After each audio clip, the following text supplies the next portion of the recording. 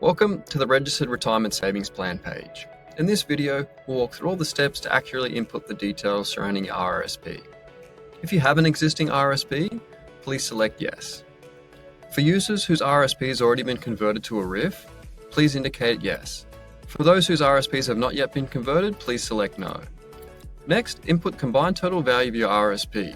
If you have multiple RRSPs across multiple institutions, please combine their total value and input it here.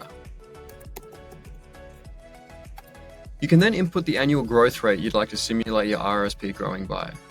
By default, it will grow by 6%. However, you can manually come in and override that if you wish. As you navigate down the page, you can then indicate what you've done with your RRSP so far this year. If you've made contributions, please indicate how much you've contributed so far.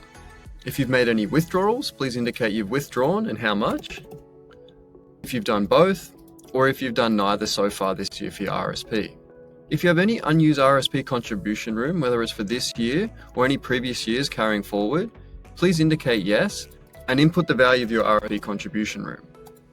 If you participate in an employee RRSP matching program, please select Yes and input the percentage that your employer contributes to your plan and input the percentage of your salary that you contribute towards your RRSP.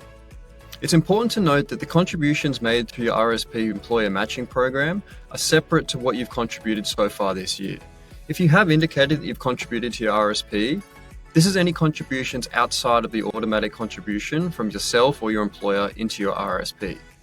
We then give you the option to select when you plan to convert your RRSP to a RIF.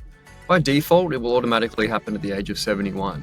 However, if you're running the analysis with your spouse and take advantage of RIF income splitting, you can convert your RRSP at age 65 to take advantage of it at the earliest age. However, you can select any age you'd like to convert it between the age of 65 and 71. Once your RRSP is converted to a RIF, you are then required to take minimum withdrawals each year.